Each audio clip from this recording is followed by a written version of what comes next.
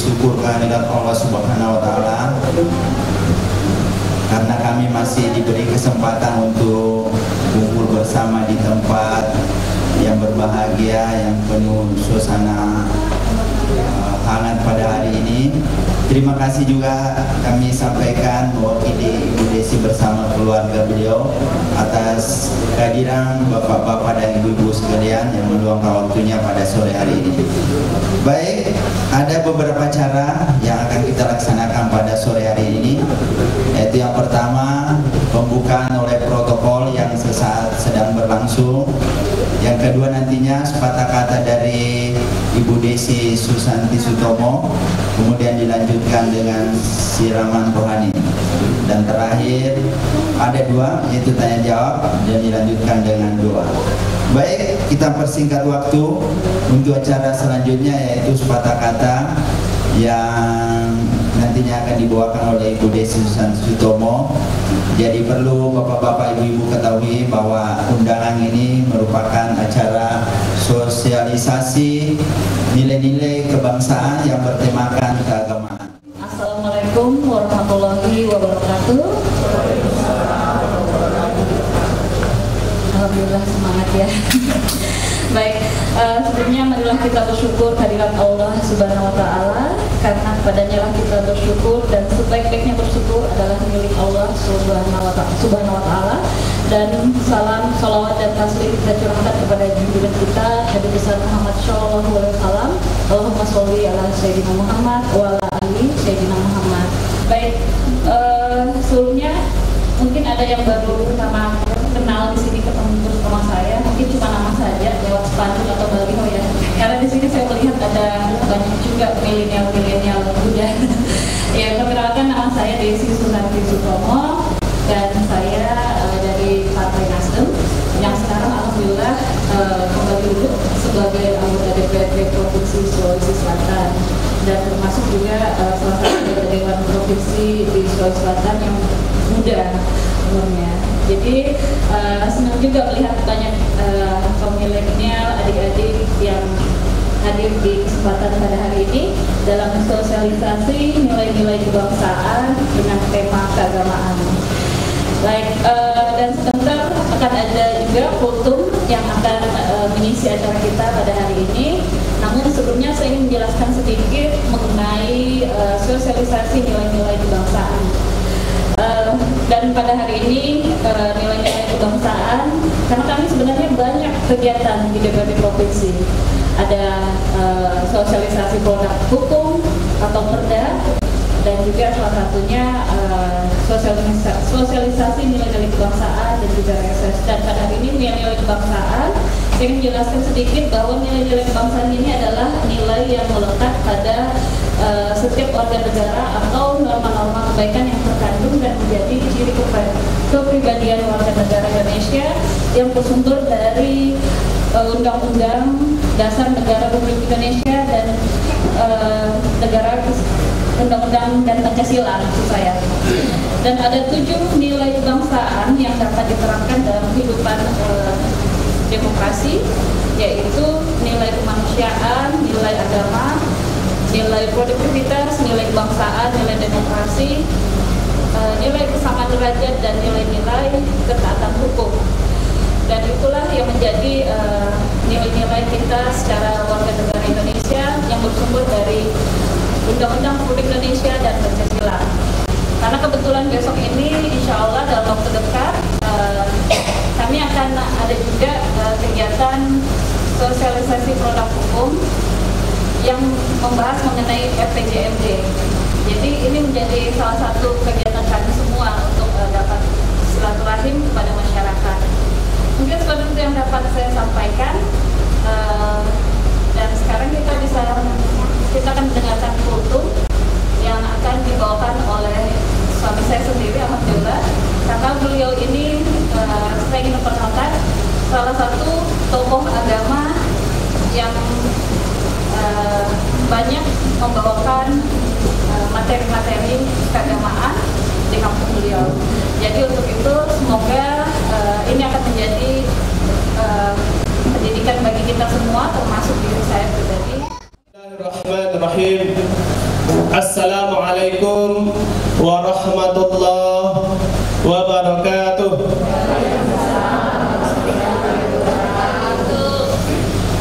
Alhamdulillah, alhamdulillahilladzi unzila fihil Qur'an hudan lin-nasi wa bayyinatin minal huda wal furqan. Asyhadu an la ilaha illallah wahdahu la syarika lah wa asyhadu anna Muhammadan abduhu wa rasuluhu la nabiyya ba'dah. Allahumma shalli ala sayyidina Muhammad wa ala ali sayyidina Muhammad.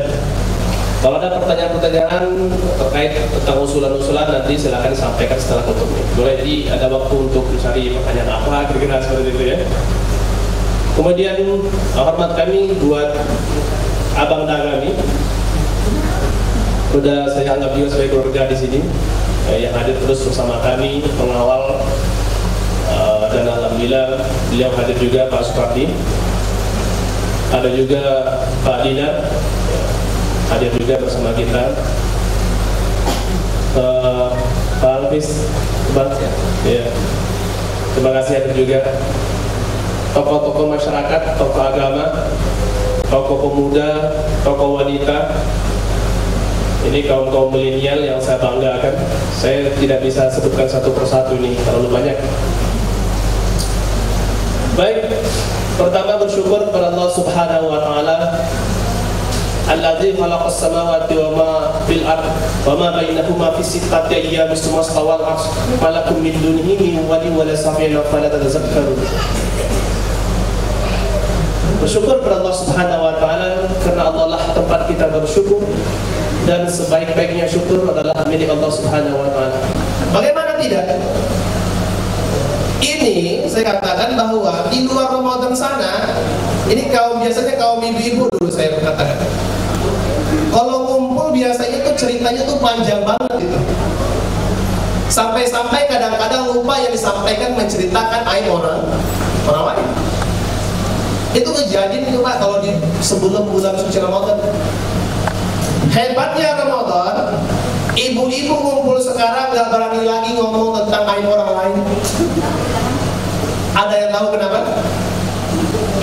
Ada yang tahu kenapa? Karena takut puasanya rusak.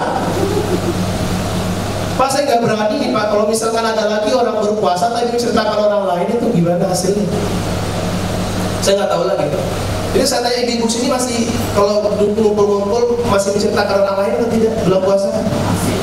Masih. Enggak kali Bu ya, enggak ya. Mudah-mudahan jangan, karena kalau kita menceritakan lagi, ini kita puasa nih, terus masih menceritakan tentang orang lain perkara-perkara yang merusak kepada puasa kita, bukan batal, bukan, tapi pahalanya habis, berkurang. Banyak lagi persoalan-persoalan yang bisa merubah kita. Ramadan ini merubah gaya hidup kita juga. Yang dulunya orang marah-marah, masuk Ramadan nggak berani lagi marah-marah karena takut puasanya tuh rusak. Banyak yang Ramadan memberikan pelajaran terhadap kita. Banyak sekali perkara-perkara yang positif yang diajarkan Ramadan. Tapi kali ini saya ingin menggambarkan kepada kita semua yang hadir. Saya tidak akan terlalu panjang mengenai tentang keutamaan atau khasiat segala macam. Saya nanti akan bicara tentang fondasi-fondasinya saja dulu. Saya berangkat tentang hadis Nabi Muhammad SAW. Hadis riwayat Al-Hakim yang disahihkan oleh Albani. Rasulullah mengatakan, Innallaha ta'ala yubghidu kulla 'alimin bid dunya jahil bil akhirah. Ini tema kita itu. Innallaha ta'ala yubghidu kulla 'alimin bid dunya jahil bil akhirah.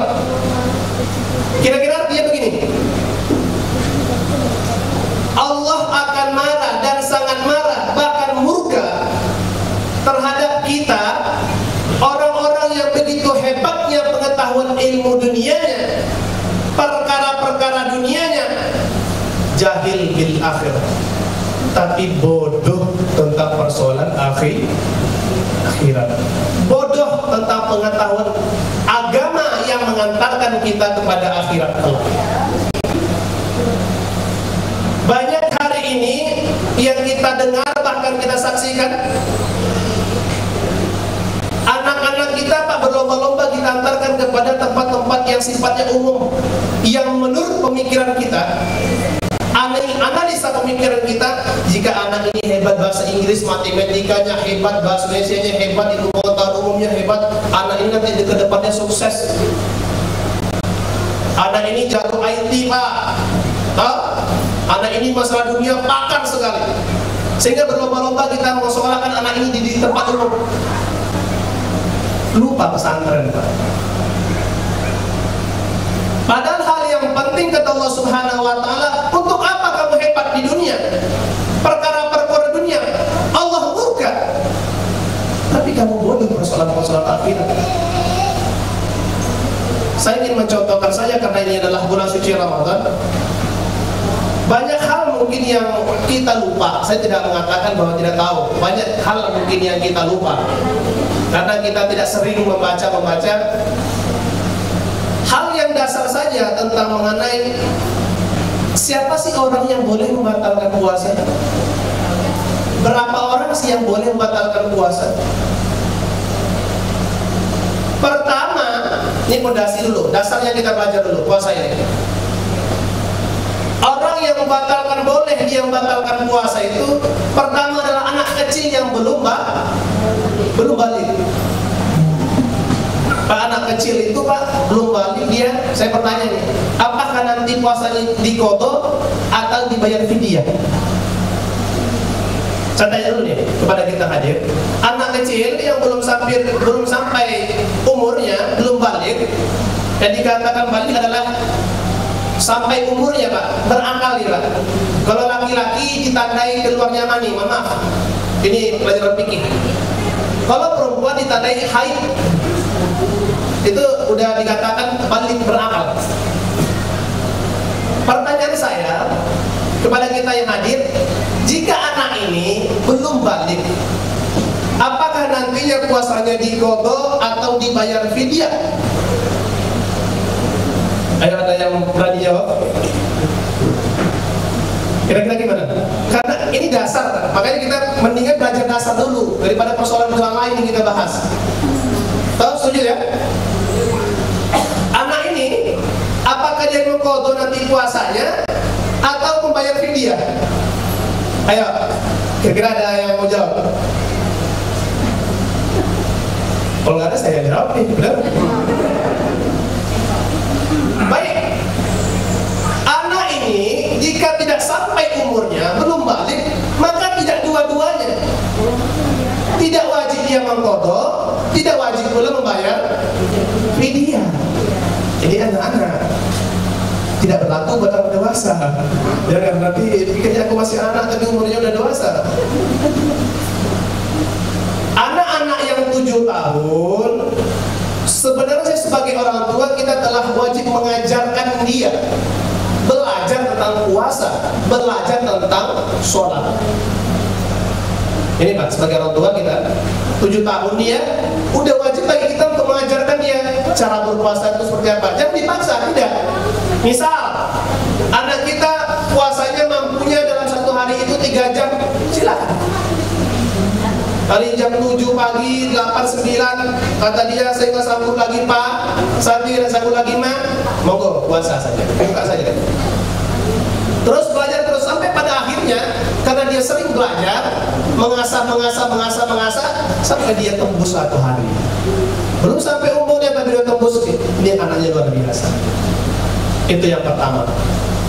Bahwa yang tidak wajib, ingat-ingat ya, yang tidak wajib berpuasa itu adalah anak kecil yang belum balik.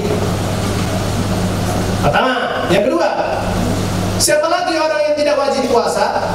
Adalah orang yang sakitnya tidak memungkinkan untuk berpuasa. Ada di antara kita? Ada di antara kita? Nggak ada atau belum? Ini berbeda nih. Nggak ada sama belum, itu berbeda sekali. Mudah-mudahan Ada yang diponis oleh dokter bukan memponis diri sendiri, ini beda lagi nih konteksnya. Ya, kalau dia diri sendiri mengatakan saya ponis diri sendiri, nggak sanggup berpuasa, belum. Itu akal-akalan saja.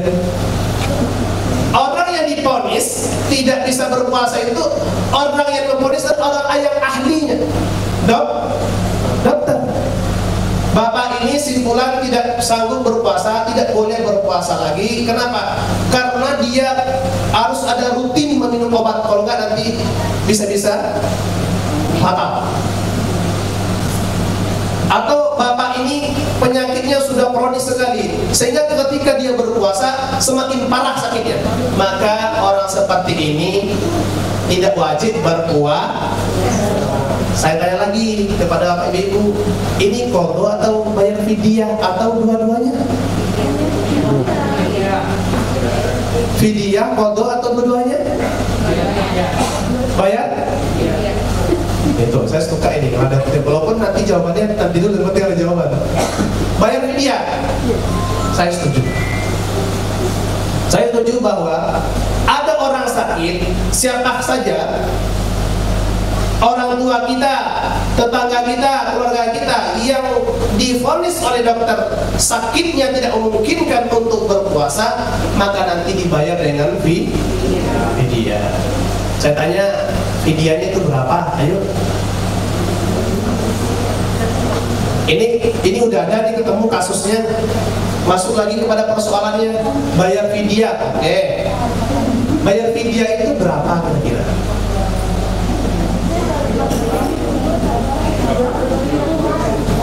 Berapa? 30.000 sekali makan. Sekali makan. Ada lagi yang lain? Kalau nggak saya tutup nih. Iya, ada beberapa pendapat ulama mengatakan bahwa bayar fidyah itu, tapi diperkuat oleh Ustaz Abdul Somad, bahwa fidyah yang bagus itu adalah memberikan makan sehari semalam. Berapa kira-kira orang makan sehari semalam? Pagi, siang, jadi satu hitungannya itu kita membayar satu hari itu menurut Ustaz Abdul Somad yang terbaik itu adalah bayar sarapan paginya, makan siangnya, kemudian makan malamnya. Kira-kira berapa itu? Ya paling 100.000 kan ya, itu paling banyak itu ya. Itu sebaik-baiknya. Ada juga mengatakan satu kali makan, ada juga. Tapi kalau saya ditanya cenderungnya arahnya ke hitungannya 3 kali sehari gitu. Masuk persoalan yang kedua, ini saya takutnya waktu kita panjang banget, belum lagi yang membatalkan puasa. Ini masih syaratnya saja. Karena saya justru kemarin diskusi dengan abang saya itu, di ceramah itu nggak usah terlalu luas, kita bicara tentang bagaimana udah tinggi banget, tapi pondasi kita lupakan. Bagaimana kita berpuasa nanti ketika dasar-dasar puasa kita tidak mengerti? Ternyata apa yang kita lakukan telah membatalkan puasa kita. Alasannya saya tidak tahu. Allah tanya, ente bisa baca tidak? Bisa belajar nggak? Kamu punya YouTube nggak? Kamu punya buku nggak? Kamu punya ustaz nggak? Punya ulama nggak? Kenapa nggak belajar? Jadi nggak ada alasan nanti pada yaumil akhir kelak. Ya Allah, saya tidak tahu. Itu ternyata membatalkan. Ya Allah, saya lupa tidak tahu itu karena membatalkan. Nggak ada alasan lagi, karena sekarang semua medianya ada, kecuali tidak ada. Yang kedua siapa lagi? Pertama orang yang pertama adalah tadi siapa? Supaya nanti dinginnya keluar. Anak-anak. Kedua, orang yang sakit yang diponis oleh dokter, bukan memponis diri sendiri. Ini berbeda, saya tegaskan. Yang ketiga orang tua, yang fisiknya itu udah gak mampu lagi berpuasa. Kalau ada anak muda yang mengatakan dirinya udah tua gak puasa, itu udah tua banget, tua renta. Ada kan orang tua kita, nenek-nenek kita, kakek-kakek kita, umurnya mungkin sudah 70-80, yang barangkali jalan aja udah nggak bisa kuat, nggak makan nggak kuat, nggak minum nggak kuat, dan dia boleh tidak berpuasa. Apakah pertanyaan saya, apakah diqadha atau bayar fidyah atau dua-duanya?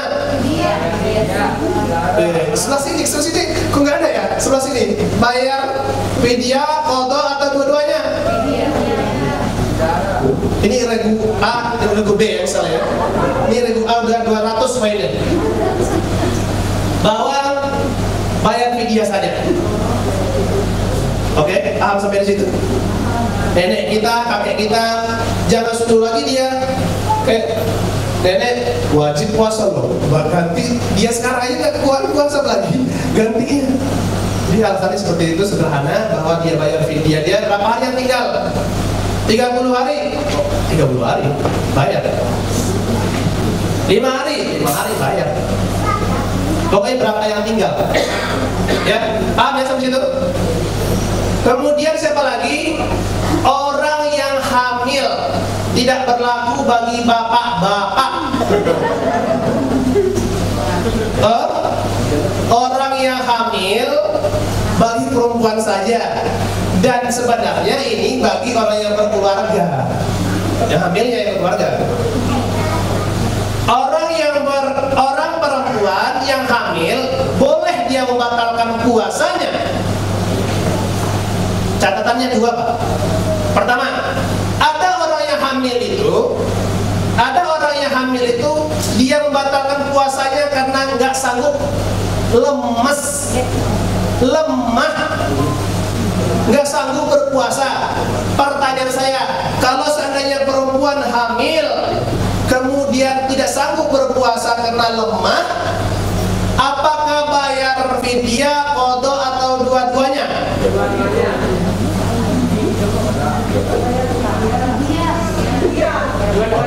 Ini menarik, ini ada yang dua-duanya.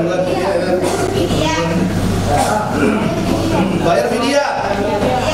Ada dua-duanya. Ada yang qadha nggak? Nggak ada. Oh ada yang qadha. Oke, mantap ini. Jadi semuanya terjawab 3-3. Ini kasus. Kalaulah perempuan hamil ini takut dia merusak kepada janinnya, merusak kepada anaknya, ini berbeda kasus. Yang tadi dia lemah. Yang kedua ini dia hamil, takut dia kepada anaknya yang nanti yang tersakiti, anak yang berefek kepada anaknya. Pertanyaannya, qadha, fidyah atau dua-duanya?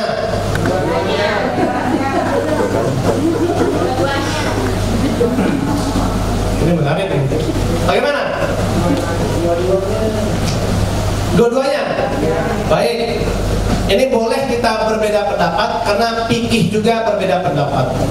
Menurut kami yang pernah baca kitab I'anatul Talibin, Fathul Qarib, Matan Takrib, maka kasus yang pertama, jika ibu hamil itu lemah, fisiknya tidak mampu, maka cukup dengan qadha. Saya ulangi biar paham, tidak berlaku buat laki-laki. Ini saya agak kesini saja, dari sini ke sini ya. Oke. Bagi yang hamil, nanti barangkali masih muda-muda semua, sudah berkeluarga, hamil, jika nanti hamil fisiknya tidak mampu untuk berpuasa, maka wajib diqadha. Masuk persoalan kedua, jika dia takutkan anaknya yang di dalam perutnya itu terganggu, maka hukumnya diqadha plus bayar fidyah. Nah, jadi ada lagi jawab di 100 nih yang buat di sono. Ya. Jadi kalau dia takutkan kepada anaknya, maka dia bayar qadha, bayar fidyah. Selanjutnya, ini berlaku lagi kepada perempuan, karena perempuan yang agak banyak ini. Apa itu 3 perkara yang melekat dalam diri perempuan? Mohon maaf kepada kita yang hadir. Pertama adalah haid, nifas, wiladah. Jadi bapak-bapak tidak berlaku. Alasannya kenapa nggak puasa? Saya haid, nggak berlaku. Kenapa nggak puasa? saya nifas, nggak berlaku Pak. Jadi berlaku kepada perempuan yang haid boleh dia tidak berpuasa, perempuan yang nifas, wilada juga. Masuk ke yang selanjutnya udah berapa? Saya lupa ini. Nomor sekian lah ya, nomor sekian nanti kita urutkan bisa. Sekian nomor sekian lagi itu berlaku lagi kepada perempuan lagi. Siapa? Bagi ibu yang menyusui. Bagi ibu perempuan yang menyusui ini boleh tidak berpuasa. Nanti tetap di kok. Sampai situ paham? Nanti kita naikkan ke persoalan lain. Oke, bagi orang berpuasa itu adalah orang yang tidak berakal.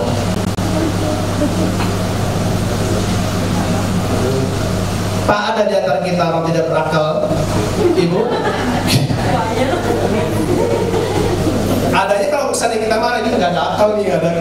Padahal dia ada akal sebenarnya, cuma nggak dipakai itu aja.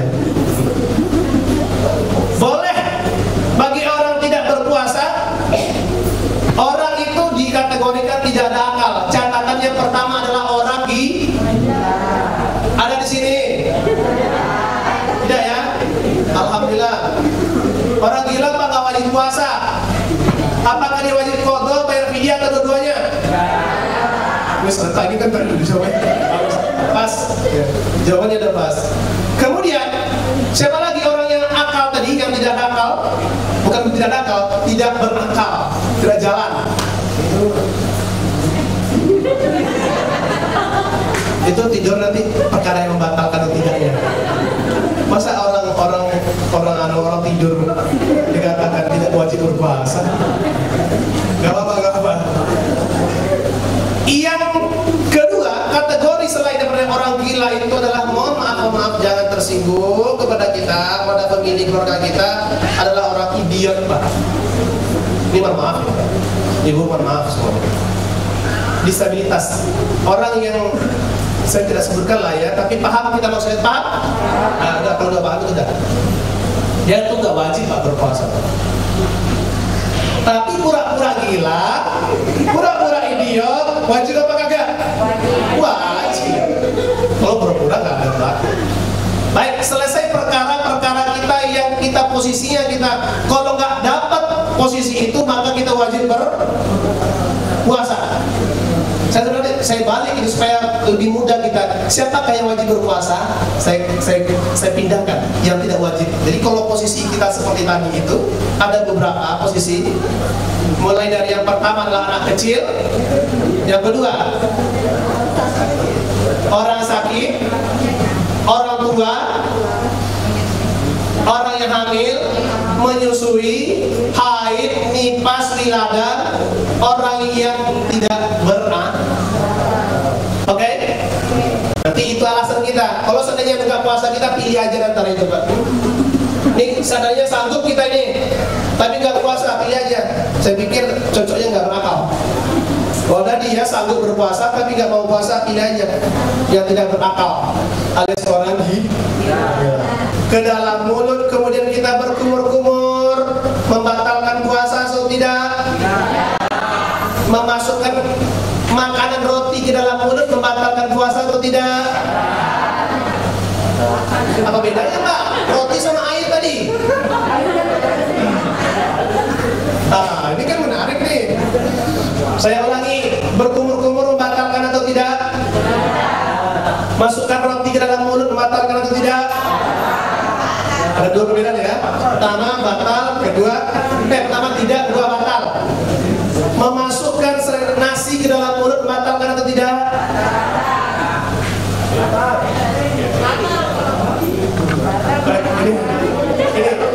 Ini makanya kita mengaji Pak. Kita nih ceramah kali ini sebenarnya mengaji. Karena ini dasar sekali yang perlu kita ketahui. Nanti kita bicara terlalu tinggi, hal-hal yang semacam ini kita belum paham. Maka kita muzakarah, saling mengingatkan saja. Bahwa yang dimaksudkan ke dalam memasukkan ke sesuatu ke rongga yang terbuka yang ada 5 tadi itu adalah ketika berbicara tentang mulut adalah berlaku ketika menelannya. Oh gitu.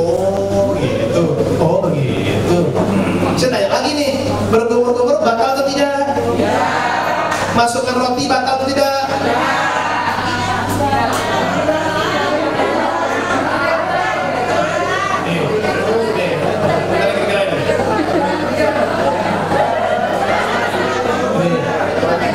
Ya, ayo. Saya ulangi biar dipaham lagi. Bahwa yang dimaksud dengan memasukkan sesuatu ke dalam rongga yang terbuka, yaitu mulut, adalah ketika kita menelannya.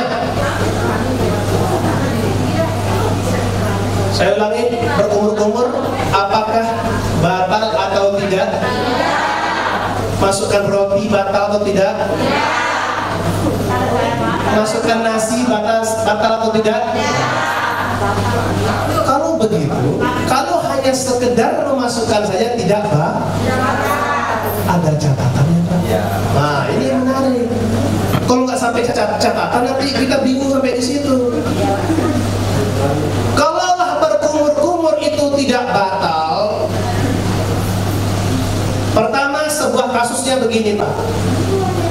Kita mau ambil wudhu, berkumur-kumur. Ini kasih saya perbedaan nih.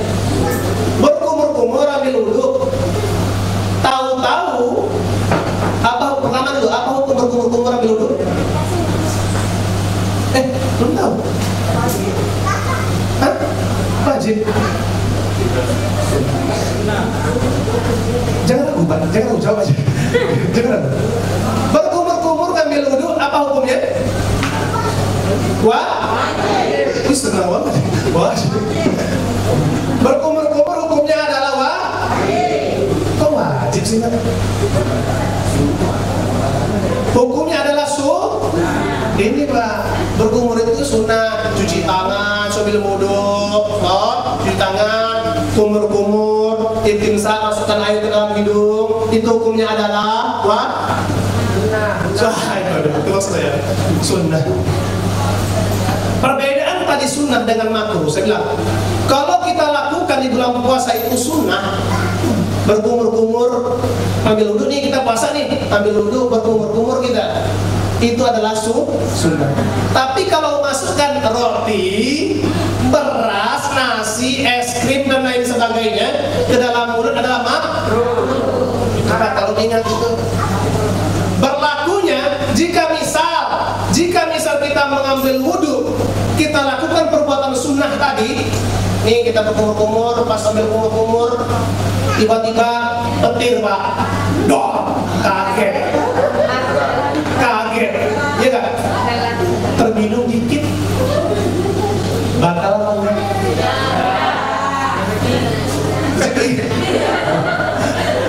Rezeki katanya.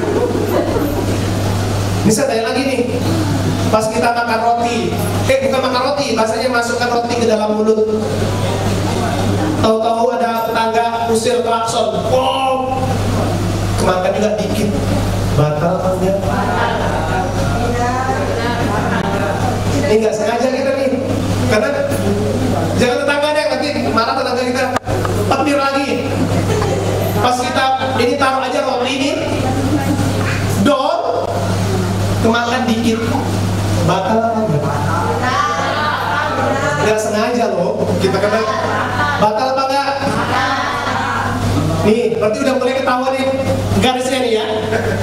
Saya kasih dua perbedaan tadi antara sunnah dengan makruh. Kalau kita kerjakan dalam bulan suci Ramadan, jawabannya, kalau hal yang sunnah tadi berkumur-kumur, nggak sengaja kita petir, bam, terminum banyak apa? Itu batal atau tidak? Tidak, karena itulah hukumnya sunnah. Rezeki itu, Pak. Rezeki. Maka nanti boleh saja berkumur-kumur, ambil wudhunya silakan berkumur-kumur, tapi syaratnya kalaupun ada kaget jangan pura-pura kaget. Ini ada yang latah nih, pura-pura kaget, kan lucu ya itu, pura-pura latah, pura-pura kaget, satu gelas habis, alasannya kaget. Ini tidak batal. Tapi jika yang makruh, sesuatu yang makruh yang kita lakukan, memasukkan roti misalkan dalam mulut, kemudian kaget termakan, batal atau tidak? Tipis nggak berbeda? Tipis ya. Yang membedakan itu adalah antara sunnah dengan makruh. Itu hebatnya agama, Pak. Berlaku dia, makruh itu jangan sepele, sunnah itu jangan sepele. Di sini berlaku dia. Itu pertama masukan kedua. Pertanyaan saya selanjutnya, ini masih dalam mulut Pak, belum lagi yang lain nih. Waktu tolong diingatkan ya MC ya, ingatkan saja saya. Kalau ini nggak tahu nih kapan diselesai ini. Kedua Pak, air ludah. Air ludah itu kita punya masing-masing ya. Ada yang nggak punya, saya nggak tahu. Ada yang nggak punya. Pertanyaan saya Pak, apakah benar air ludah membatalkan atau tidak? Boleh sepakat berarti ya, tidak ya. Makruh? Jawab aja. Saya lebih senang jawab. Jawab aja nggak apa-apa. Iya. Catatan lagi Pak, ada 3 persoalan masalah air ludah ini Pak. Karena kita puasa ini, mesti kita tahu persoalan seperti ini. Pertama adalah berlakunya tidak membatalkan puasa itu adalah air ludahnya sendiri Pak. Ini berlaku ini Pak. Paham maksud saya? Paham ya? Yang tidak membatalkan puasa ketika kita minum air ludah itu, yang pertama adalah air ludah sendiri. Ini kita ngomong sama teman nih, asik-asik ngomong terlalu dekat, air ludahnya muncrat masuk mulut kita. Kita minum juga, batal apa kagak? Batal apa enggak ini? Batal Pak. Kan catatannya air ludah kita sendiri.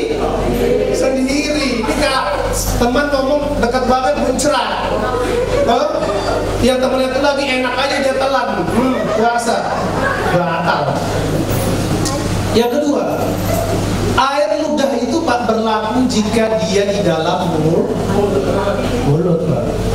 Saya tanya nih, karena saking iseng ya, malu kita manusia ini kan banyak iseng nih Pak. Dia bilang, ini air ludah saya sendiri gak batal nih. Mikir-mikir dia, wah cocok juga nih. Kumpul dari pagi sampai sore pakai gelas, masuk kulkas, dingin kok. Jorok banget, tapi ini pelajaran buat kita semua. Diminumnya air ludahnya sendiri Pak, batal apa enggak? Batal, air ludah sendiri loh. Batal apa enggak? Batal. Karena dia telah keluar dari dalam.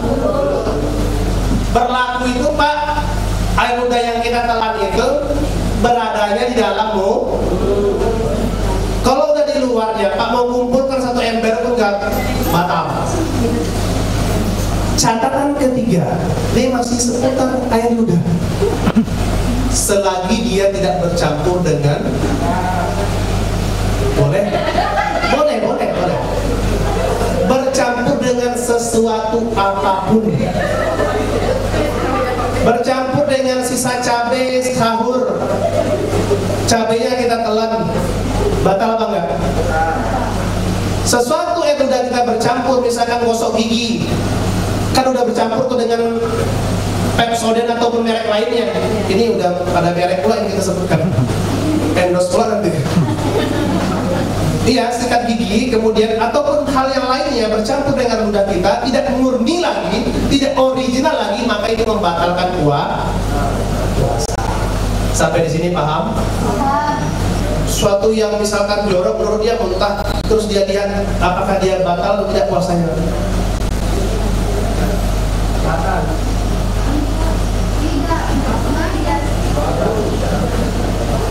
Enak dia? Tidak, itu batal, tidak batal. Iya begitu, memang harus begitu.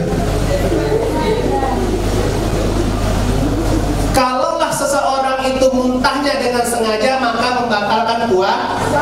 Itu catatan dia. Kalau tidak sengaja, maka tidak batal. Pertanyaan Pak, ada kita yang mabuk darat? Ada toh? Ada, bukan mabuk minuman aja. Kalau mabuk minuman itu biasa. Ini lagi ada nih, misalkan kita dari Wajok, Sengkang mau ke Makassar, perut kita kosong toh.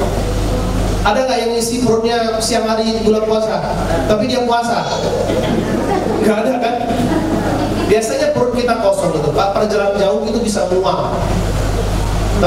Bisa mual kita perjalanan karena perut kita kosong. Muntah. Muntah tadi itu kan kita tahu nih mau muntah itu.